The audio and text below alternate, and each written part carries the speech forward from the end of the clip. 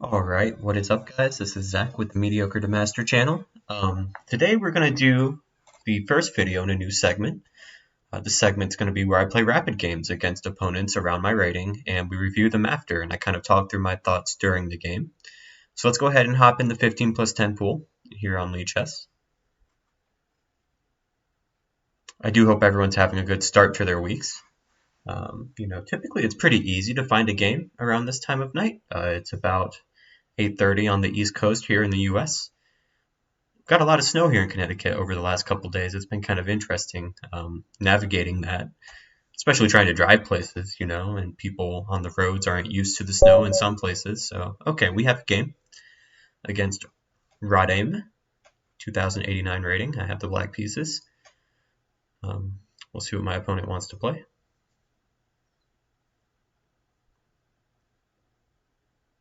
And so my goal is to get a martial attack with e5 against e4, or to get a King's Indian defense with knight f6. Doesn't look like my opponent's ready to play a game. Okay, that's fine. We'll hop right back in the pool.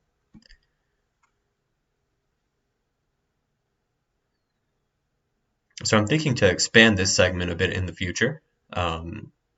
Instead of just playing against random opponents, I'd like to play against some viewers. I think that would be a lot of fun, especially because I'm sure I'll have a lot of viewers who are stronger than me. So it'd be very fun to have games against those people.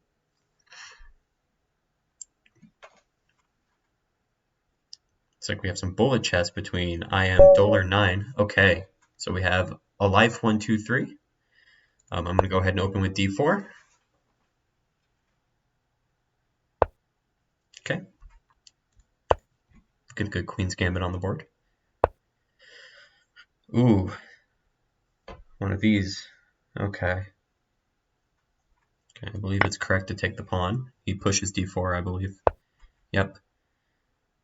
Okay, and I must admit that I'm not too well versed on the theory in this opening. Knight f3 attacks the pawn.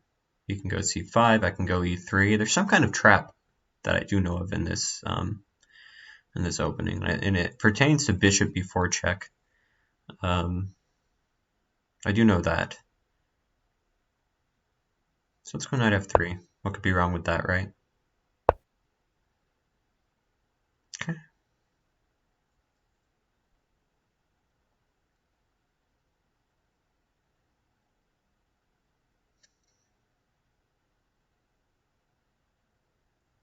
And if e3, what happens? He goes d3. I can take that. e3 captures. e3, bishop b4, bishop d2, takes. It can get tricky. So if I just go a3 and prevent him from accessing the b4 square entirely. I realize it could be a bit slow and it's not really a gambiteering type of move, but my opponent's the one who has to prove his play, and we'll see what Stockfish thinks about a3 after the game. Okay, a5 doesn't strike me as a very good move. I would think that my opponent would want to prepare a6 and then b5 maybe to come at this pawn, because I'm not pushing b4 anytime soon. My whole point is to keep him off of the b4 square. See, now I'm on this pawn.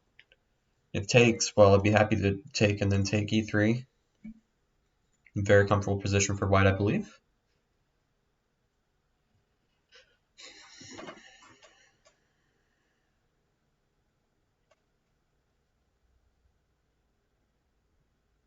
Let's see, what could my opponent play here? I imagine he probably wants to pile on pressure onto this pawn, but I mean, this immediate recapture on d4 looks very good in that we prevented bishop b4 check with a3. I just think that a5 was not the correct response. I could be wrong, but it doesn't seem very topical to me at all. So, what moves can my opponent play here? There's bishop g4, potentially. Bishop g4, takes. It's not correct. Bishop b4, or bishop g4 rather. Might just play bishop e2. Okay. Bishop c5. So obviously captures here. It's not ideal. Okay.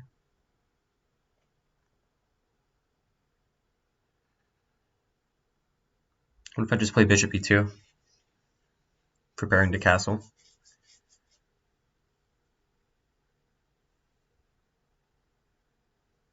I would like to keep this e5 pawn if at all possible, and I don't see a threat that could recapture the pawn right now, namely because if he plays queen e7, then there's pawn takes d4 in those positions. There are no tricks with this check.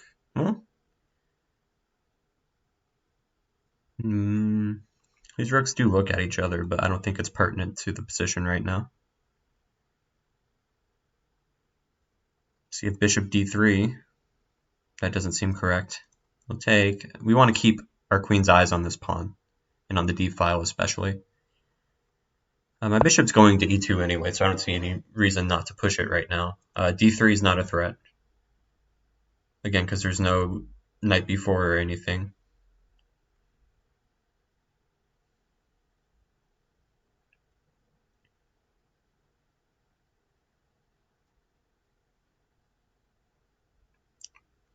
Maybe there's knight g e7 here.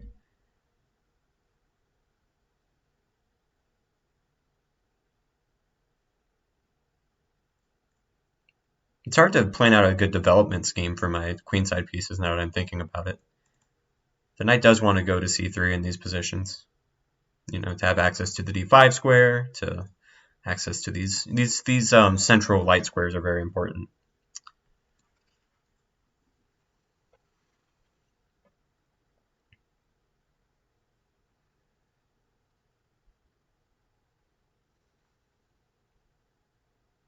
So I'm anticipating knight g to e7 here. In that position, I will castle. I don't believe that there's anything too pressing. Okay, bishop f5. And that appears to be a good move as well, which is interesting. I'm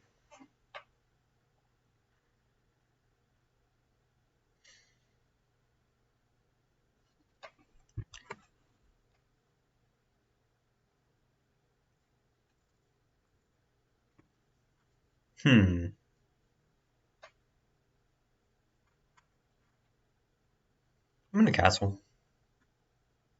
Oh, was he trying to push d3? That's cute.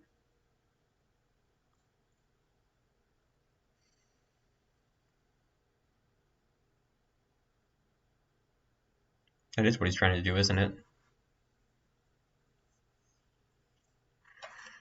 So rather than allow this, maybe bishop d3 is the move.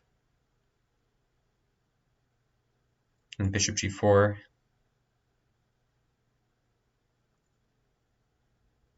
So I don't want him to. I do not want to allow him to push d3. That would be very, very bad. That pawn just drives a wedge into the white position. I mean, sure, if I go, I'm relinquishing the initiative is the problem. So sure, maybe in the future it's not an issue to have the bishop on f1. You can develop the knight to c3, and it could come to d5 at that point. But and also e4 is on. Maybe in some situations, kind of enticing this d3 move wouldn't be a bad idea per se, but here I don't see it. I'm looking at pawn takes here. If knight takes, knight c3. There's knight c2 check in that position. Let's go bishop d3.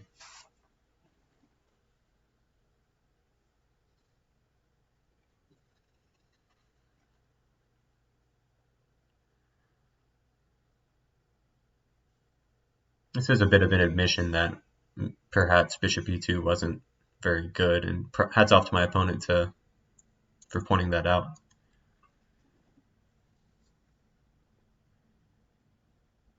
That being said, our pawn on e5 is still pretty strong, and technically I'm threatening e4 in this position. Whether or not it's a good move, is a point of contention, but if we push e4, bishop g4. I'm anticipating bishop g4 right now. which case I'm most likely to simply castle.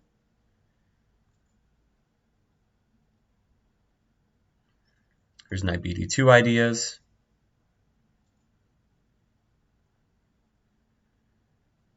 But not while this pawn is here, because that would definitely cripple our kingside structure, and we don't want that. In other words, if knight bd2, d takes e3, and we're running into issues, pawn takes, bishop takes, that's gross.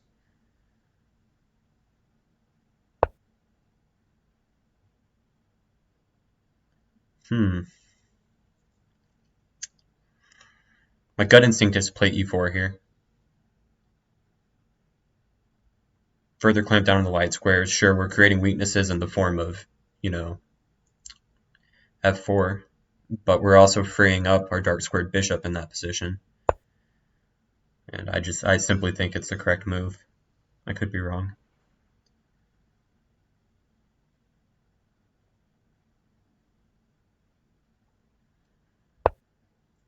He's probably going to go knight g6 in an attempt to recapture the pawn here.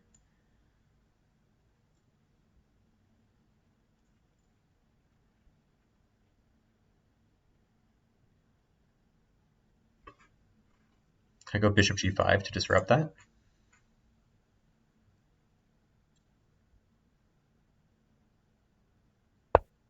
I do like bishop g5.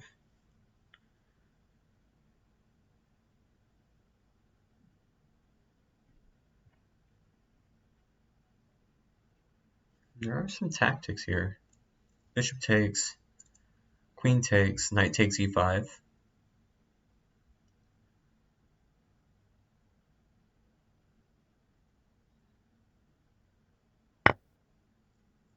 And knight takes e5 immediately, huh?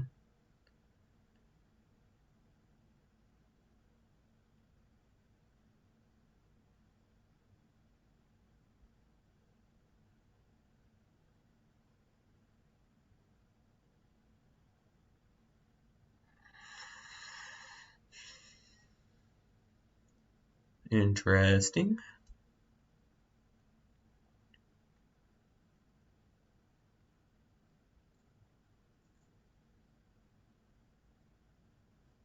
Bishop f4 was probably the move then.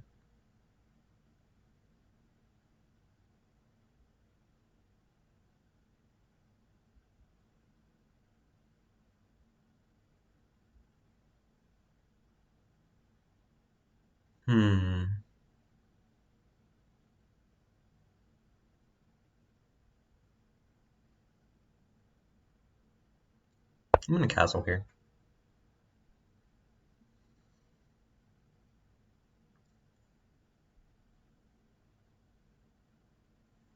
This bishop on g5 is a very key defender of the dark squares at the very least.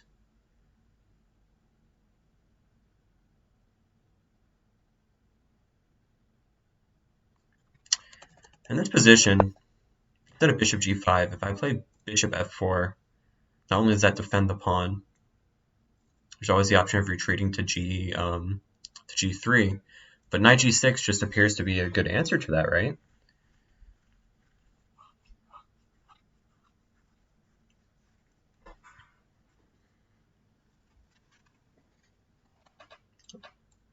All this pressure. I don't mind damaging my structure here. Okay.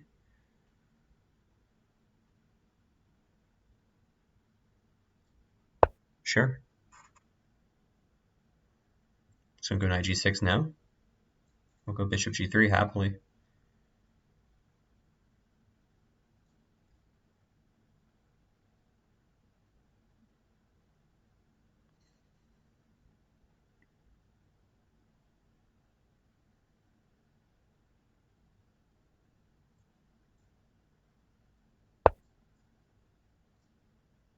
Okay.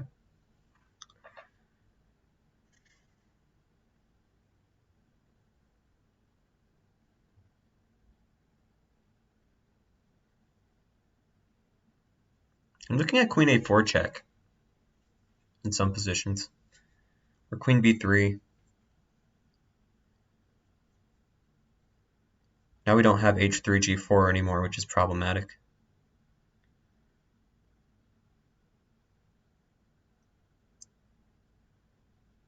Opponent playing this well.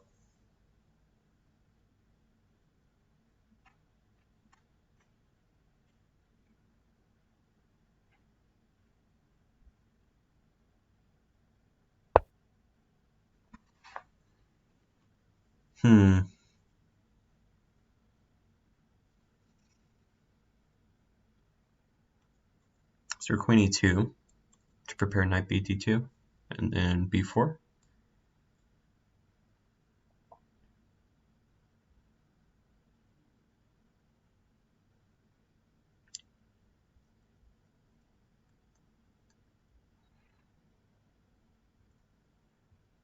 Then queen e2 appears to be the move. I mean, rook e8.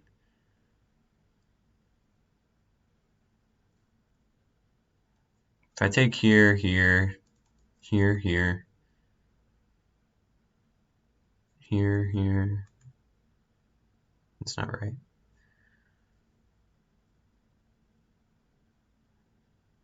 Bishop takes, knight takes, h3. Knight takes with check, pawn takes, bishop h3. Down a pawn in that position. My kingside structure is absolutely ravaged. But queen e2, rook e8. So like queen e2, rook e8. I've solved exactly none of my problems.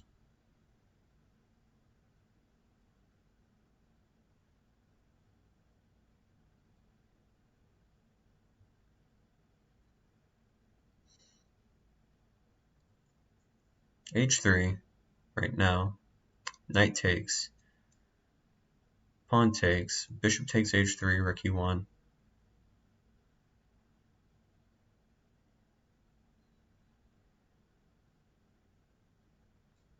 Wow, it's a bad position. Oh man.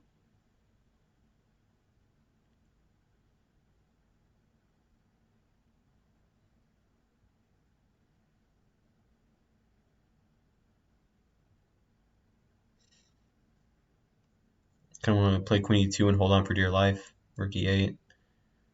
It's not really threatening anything. I can develop my pieces. It's probably the only way to play this.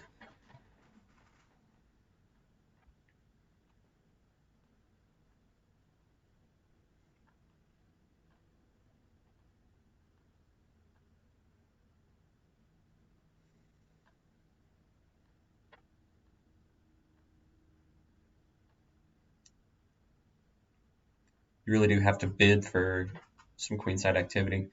What about f5 here is he going to play? f5 bishop, or f5, and if we leave it alone, he takes. I take with the bishop, and maybe he pushes d3. That's very good for him.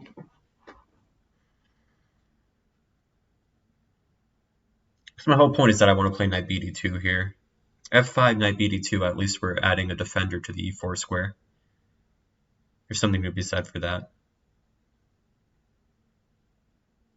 If rook e8, knight bd2, f5.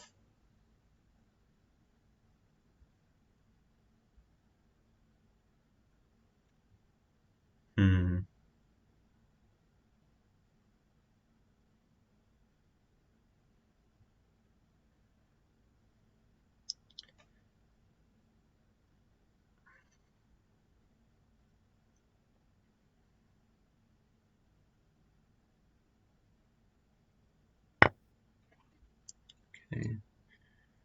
He's immediately cashing in on this, and I have to say I'm happy to see that move. Because he's just giving me the bishop pair. Not that this light square bishop is anything to write home about right now, but if he chooses to trade, that's fine too, but we can probably institute a mass trade in that position.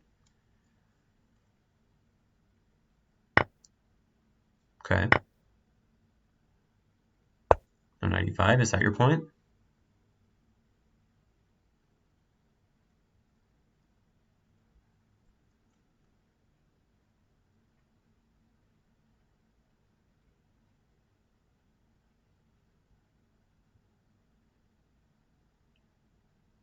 I see.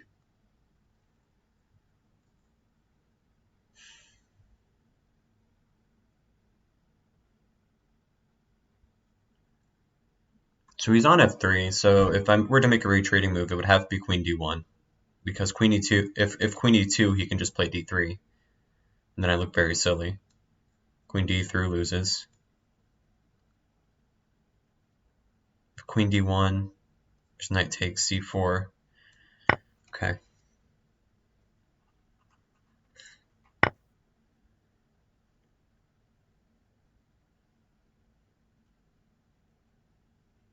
Queen g5 coming.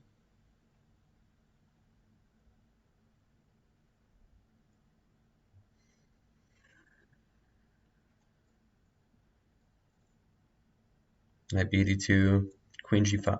Okay, let's look at a line here. Knight b d2, queen g5, king h1, rook f6, rook g1,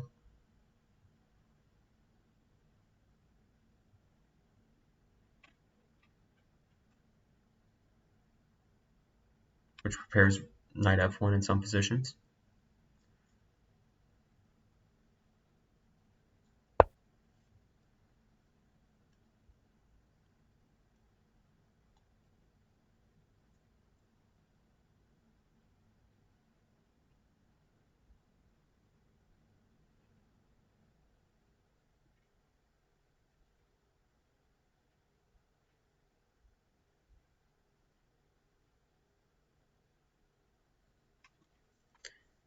So queen g5, king h1.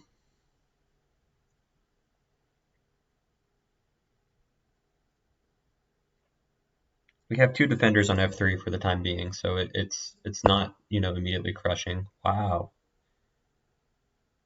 that's a scary move.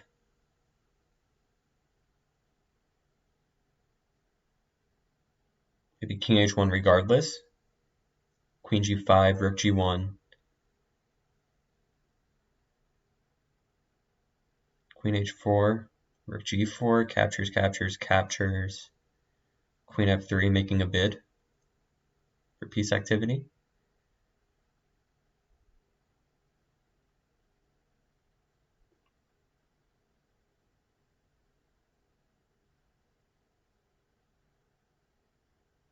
Okay, it's funny because if king h1, queen g5, we can actually play b4 in that position because of tactics against the rook.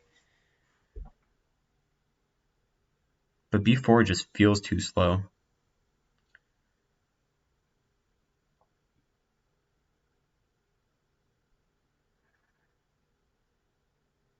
I think we need to play king h1 regardless. And hope that we're not just getting checkmated. Okay, let's do it. That's his plan, is to just pile up against this pawn.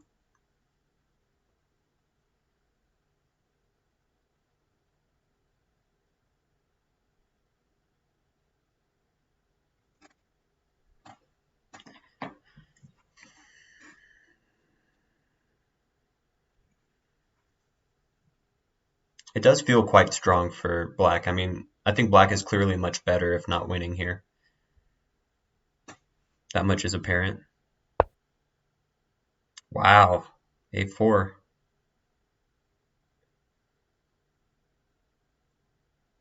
Oh, holy smokes. Opponent really tightening the screws here. Okay. Let's go rook g1.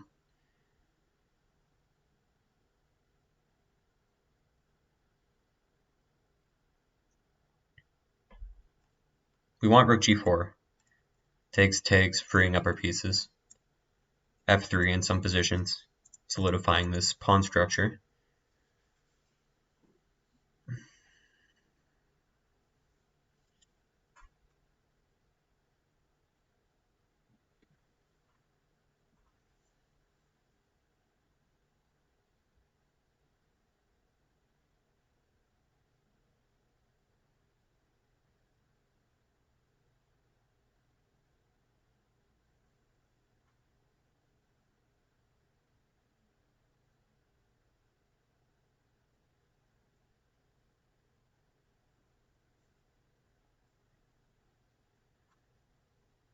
My pieces are not having much fun right now.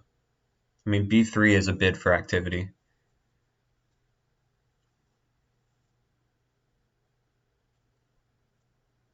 But we have to do something about this kingside weakness first. At least I think we do. A4 feels like a very, very strong move. Props to my opponent. Could play B4 and force en passant, at least. We know we have that option.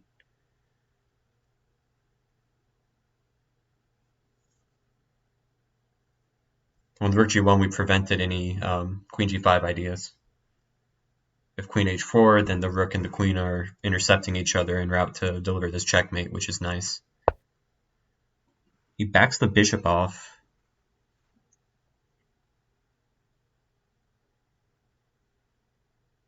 Okay, now I really want to play rook G4 and double my rooks here. The problem is that there's no way to bring my queen into it yet. I can play C5 and deliver this queen C4 check. In fact, C5 is possible right now. Maybe now's the moment. This definitely merits a little bit more searching. I need to calculate this. C5. The point is that if bishop takes C5, queen C4 check picks up the bishop. So C5.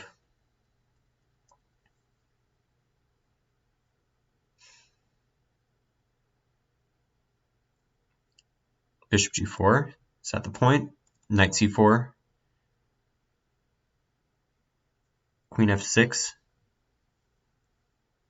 Rook G3.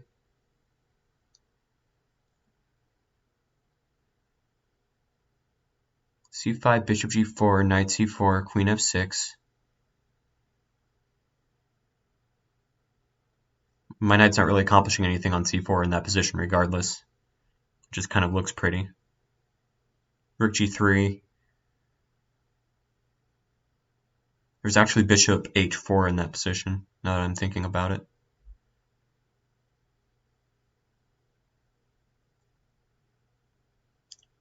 But C5, it opens up queen C4 check is why I'm looking at it, but can I actually afford to bring any of my pieces off of the defense of F3 right now is the question, because F3 is kind of the crux of the position as far as holding together the light squares goes. You know, if F3 falls, then F2 is being infiltrated and it gets very, very painful very quickly, which is why we want to keep the knight defending from D2. C5, threatening queen C4 check. Threatening. Honestly, that could be a nice way to reroute into the position. In fact, C5, no matter what he plays, like let's say queen F8, for example, I'm going to play queen C4 check and bring my queen to E6.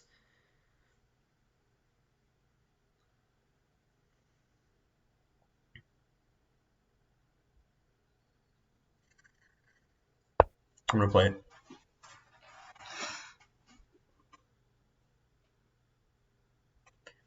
Bishop E7, that also, I mean, the queen wants to be able to fly out here whenever she wants to. So forming this battery, it just doesn't make very much sense to me. I don't know what the intention is. Unless bishop H4 immediately is the intention. But if bishop H4, I'm going to play queen C4. You'll play king H8, and I'll play rook G2. Preparing to double rooks as well and defending this pawn.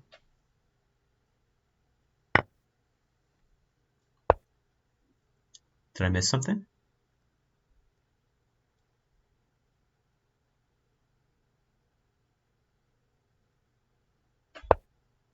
I don't think I missed anything.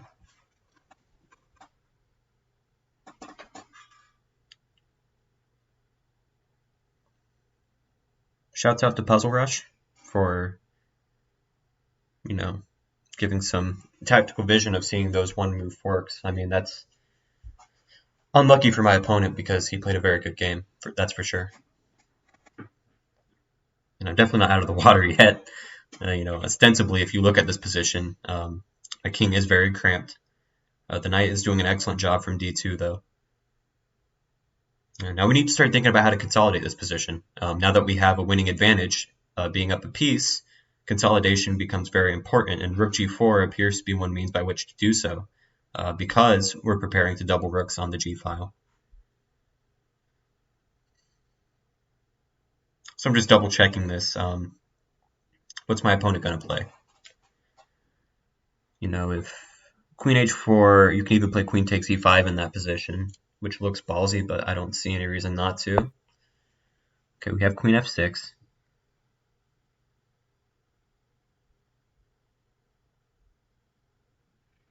We have queen f6 on the board. Okay, there's knight c4 attacking e5. If knight c4, there's rook e8.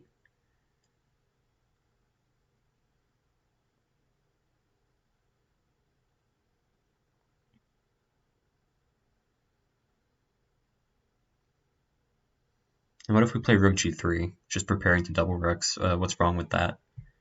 Because rook g3 adds a defender to f3. We don't want to have to keep this knight tied down forever. We want that flexibility of our pieces.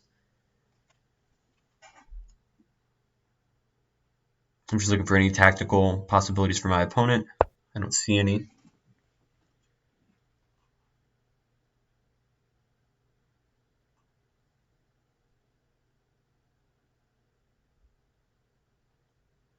We're going to follow this move up with rook a to g1. And now we'll have our own threats into the black position.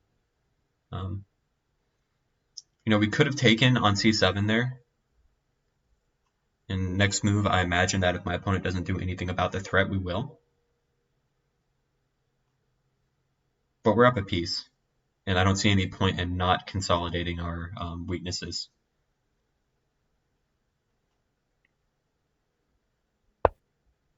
Okay, and our opponent does something about the threat.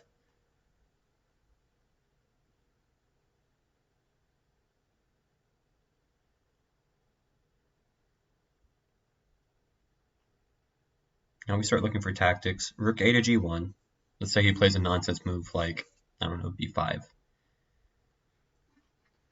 Rook takes g7, queen takes g7, rook takes g7, king takes g7. There's queen e7 check, which picks up e5 as well. That appears to be winning.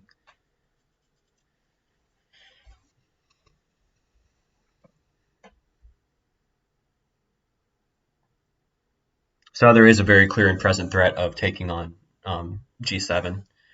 Regardless, it would be an even material swap, but with the added threat of queen e5 check, I think this makes this a very, very, very strong move.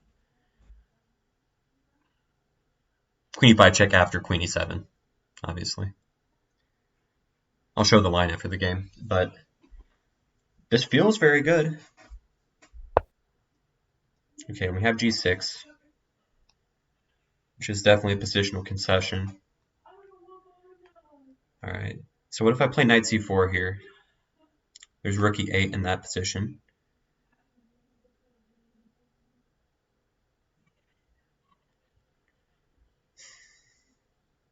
Okay, I kind of want to go knight c4, d3, and I'm seeing queen here, attempting to trade queens. So we're running kind of low on time, so let's go over this again. Knight c4, d3,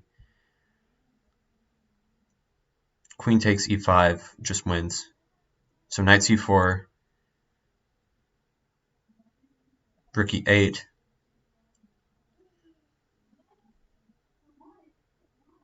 queen d6. Let's do it. You could take here, but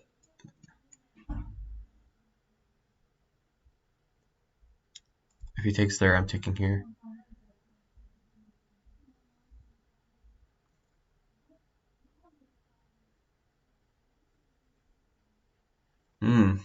No, I missed rook takes f3 in this position,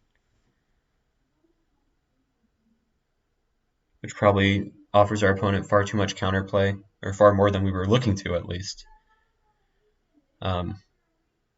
Rook takes f3. Rook takes f3. Our opponent can find a draw there, actually, I believe. Queen f3 check, rook g2, queen d1 check. Yeah, okay. So I think we have to take on e5 here. Takes. We're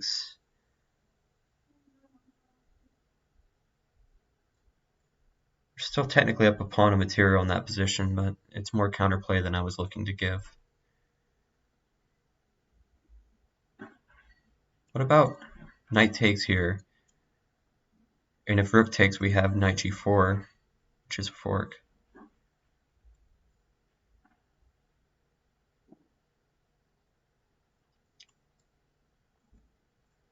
If knight takes here, it does attack the rook, so he will be obligated to move the rook. Rook here, f3 stabilizing.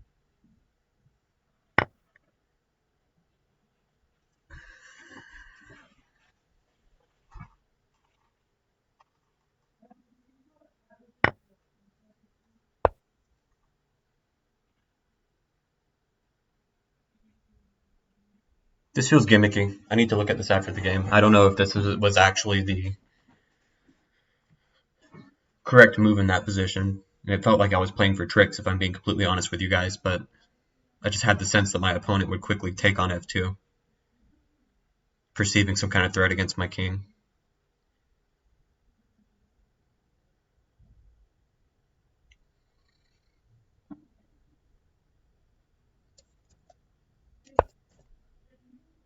And what's interesting here is that regardless of where he moves his queen, my next move is actually queen takes d4 check, which adds an attacker to f7. So this should be game. I didn't even see that when I was calculating this move.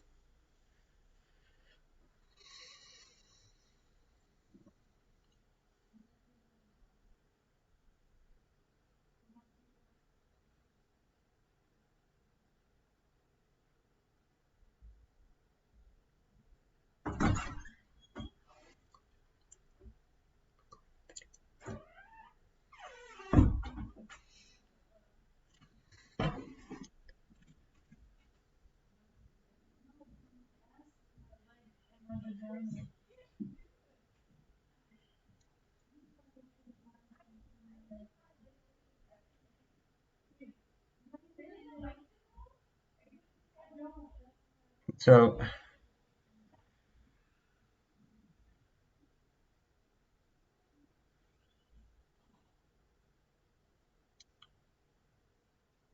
yeah, my opponent's definitely going into the think tank here.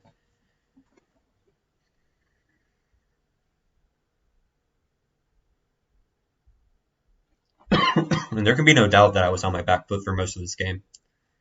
I believe this opening is called the England Gambit. D4, D5, C4, E5, if I'm not mistaken. Or is it the Albin Countergambit? Albin Countergambit. You see, okay, let's not get lost in the possibilities here. I think just knight takes f2 and I'm comfortable. Or knight takes h2. I don't want to mess with any queen h4 check nonsense.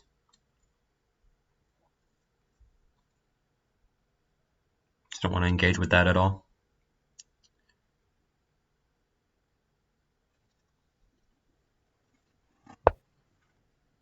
Okay, he's coming in. Can we just play rook f1? I believe so.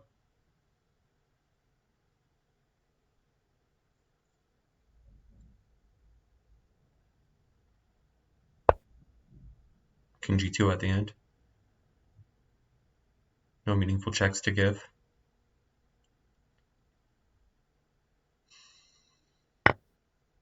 Yep.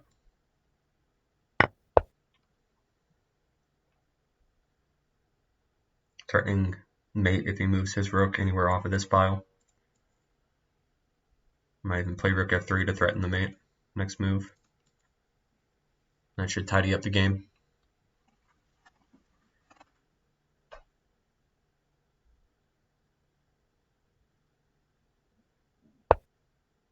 Okay. I'm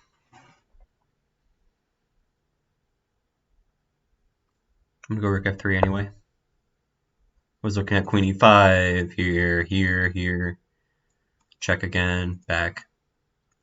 Let's not go into any of that. Let's just clean the game up, mop up some pawns, promote an end.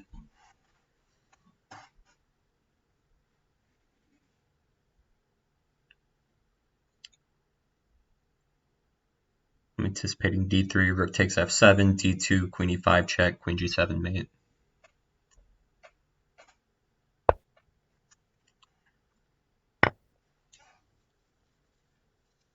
We may have that line. Queen f8 was just made, actually. Okay. Good game to our opponent. Yep, so let's go to the analysis board.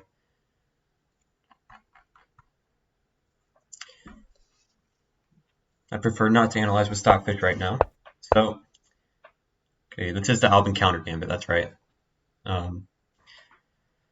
So I don't actually know what to do here, truth be told. I know d takes e5 is the move. I know d4 is the move. I know knight f3 is the move. Knight c6. a3 is the top engine move. Or, well, the top played move in the book. So that's very nice to know. And reassuring. Because I remember there was some kind of trap. I don't... So let's say here, right? Right, yeah, there's this bishop e4 move. That's what I was worried about. Where after bishop d2, d takes e3. And then if you play f takes e3... bishop g4. Okay. There's some trap here, isn't there?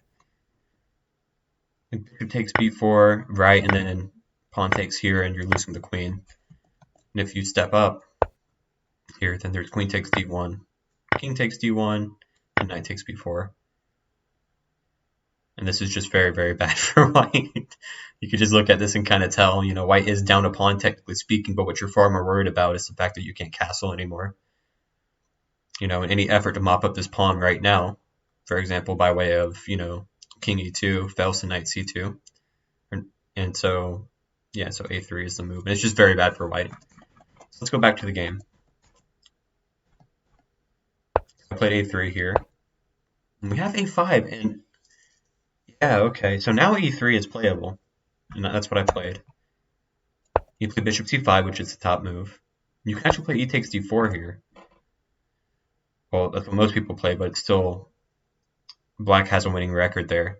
I just didn't like this idea. I didn't like this whole... Okay, bishop takes is what they're saying. Knight takes. And queen takes d4, queen takes d4, knight takes d4. I didn't like this position. Okay, there's bishop d3. I didn't look this far. I just looked at this and I thought this is kind of silly. This pawn feels weak, like it's overextended. You're going to have to play b3 to free the bishop. Because regardless, well, bishop d2 and then b4 and takes because this rook is being watched by the other rook. But I just felt like this leads to some kind of structure that just isn't favorable for white. And maybe that's just my lack of positional knowledge, but... And yeah, knight b3 here actually is just crushing. Duh. Okay, so moving back here, I play bishop e2. That's a decent record.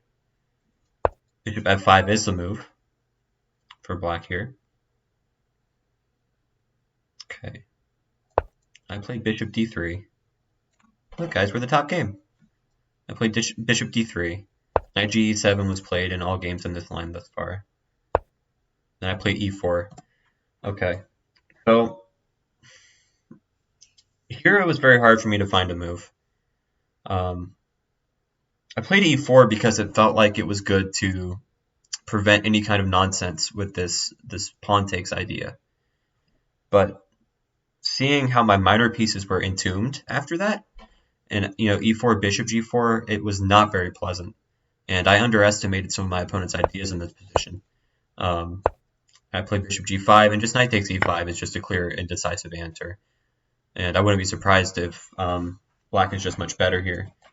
So what about bishop f4 is another move I was looking at, which simply adds a defender to e5. Thus, after takes, everything is defended. There's no tactics against the e5 pawn. Sure, our pawns are kind of ugly, but it can be argued that they control key squares. And in fact, every square in the position practically is covered by a pawn, which is good. And sure, I mean, there's knight g6 here, bishop g3, knight takes. But this is still far preferable to what we had in the game, even though that's still uncomfortable because we have to worry about this shenanigans. In other words, anytime that this knight is on this square and there's a knight on e5, this bishop is undefended. And so a lot of permutations of your minor pieces in this position actually aren't possible, because you have to worry about this bishop, and the constant threat of d3 is a very, very, very big headache, especially because it's supported by a knight on e5, right? So the way black finds to kind of organize their minor pieces in this position is very, very strong. And I was very impressed with my opponent's play for the next few moves. Primarily because after f6, I didn't really realize the fact that once my bishop is on g3, there's no more h3, g4, right? To free up our minor pieces. In other words, this knight is permanently pinned.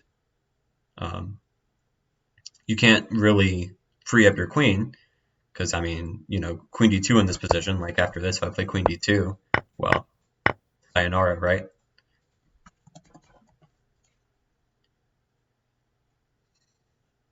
And it just feels, you know, very bad for white. And so I found queen e2 here. And after captures, captures, captures, captures here. Again, this just feels like there's a clear advantage for black in this position. There has to be. I mean, there's a constant weakness on f3.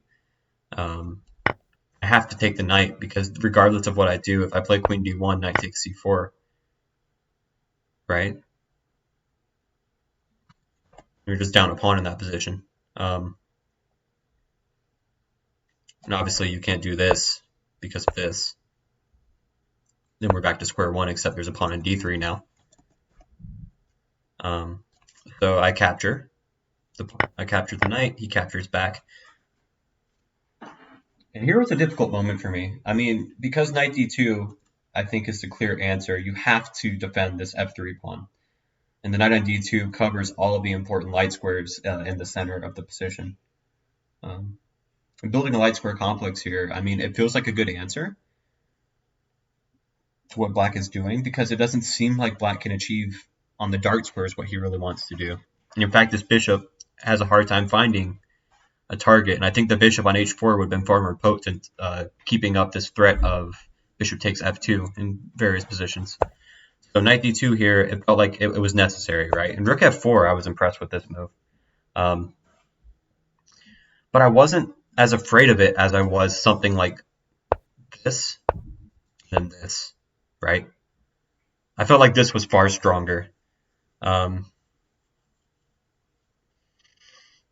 Because then you're beginning a lot of threats against h2, and it's hard for white to bring his pieces into the defensive h2, right? Like, rook g1, black says, okay, sure. Kick me to h4. I have rook h6 coming. You play rook g2?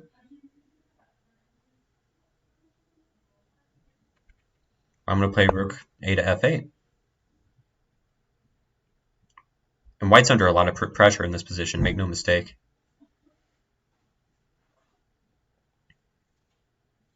But okay. I played king h1 because the rook on f4, while it looks kind of cool, I was never going to push f4 anyway in this position. Right? Why would I do that and weaken my light squares? Especially g4. He plays a4, which struck me as a very, very impressive move. Just, you know, taking squares away from my knight. But again, my knight wasn't going this way yet. My knight wanted to stay on defensive f3. I go rook g1, you know, starting to line up my own sort of counterplay. And now that I have a rook established on the g-file, I think that white's problems largely become solved.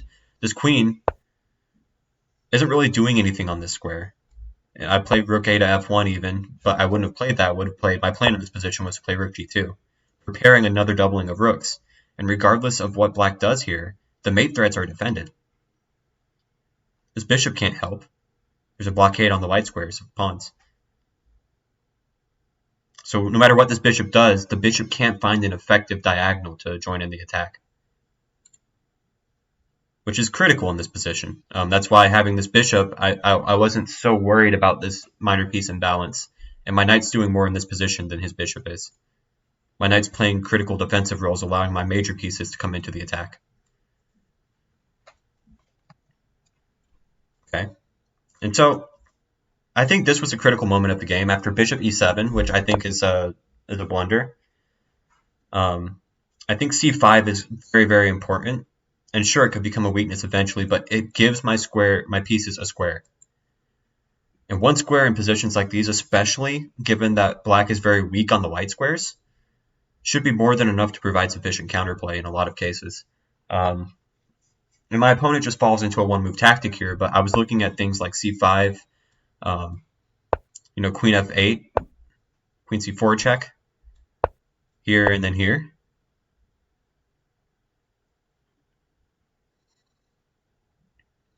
Rook f6 takes. I mean, there's potential in this position, right?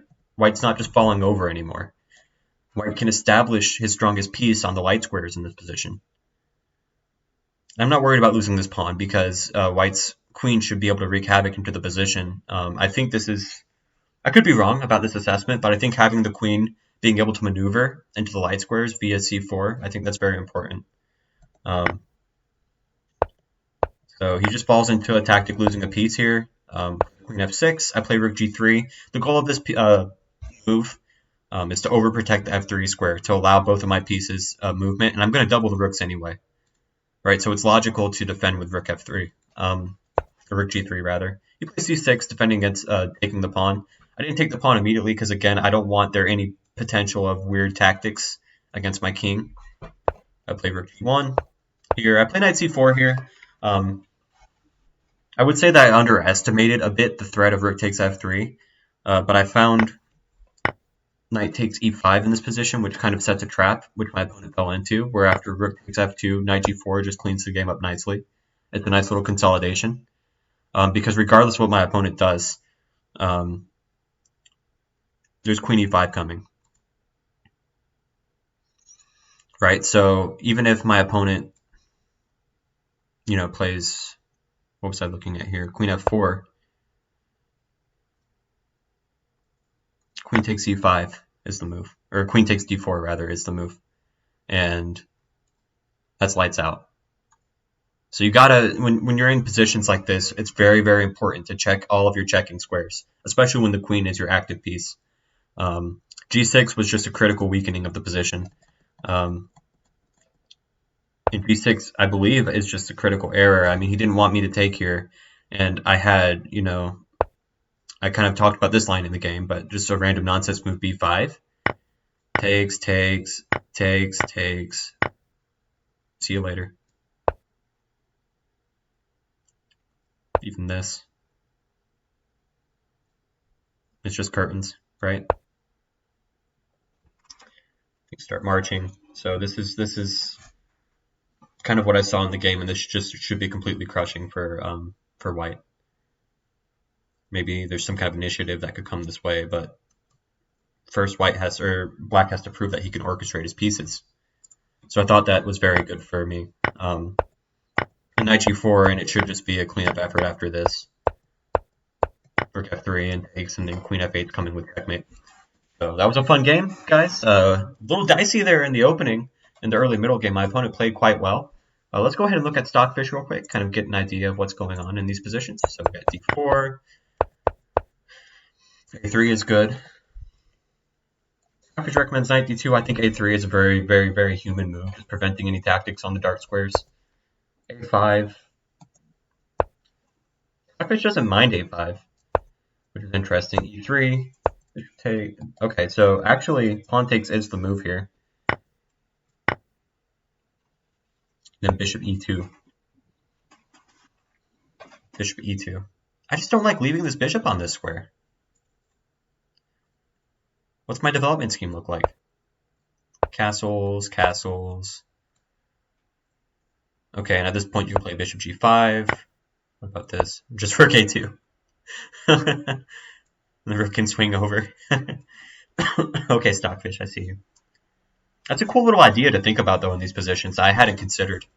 You sacrifice the pawn back, but rook a2 and all of your problems are solved, right? f6. Takes, takes, takes.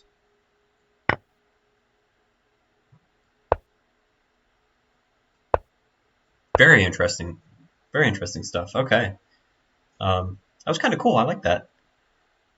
So it's not bad to play for this piece activity because honestly, White's pieces are just much better in this position. It looks like. I wouldn't call this a crushing advantage for White like Stockfish does, but I can see the merit to this position. If you have to play b6, well, bishop f3 at some point. But okay. here, e4 is just a huge shift into black's direction. And Stockfish is not happy with me. And knight takes e5 is a winning move. Yeah, and I'm just dead lost here. We need 2. Okay, it liked h5 there. In this liquidation, Stockfish does not like. If anything, I agree, black should wait. Because if I ever take here, I'm relinquishing my bishop pair, and I'm just adding another knight to e5. I mean, that's the point, right? And is white really ever going to play f4 in this position? Like, really? Here. Wow, Stockfish says to bail out with king g2. That's funny. Okay, but we have takes, knight e5. I take with the bishop, which is another crushing weakness. Knight d2. Oh, wow, that's cool. For k6. Good luck, buddy. Okay, 4, king h1. Wow, queen h4 is just crushing too. g1. Captures, yep. King h1. Plays a4. Rook g1. c5 was to try in this position. And I'm just winning. That's crazy. He was dead lost this whole game. c5 was the move, for positional reasons, and not just for this one move tactic. But the one move tactic was nice to find, I will admit.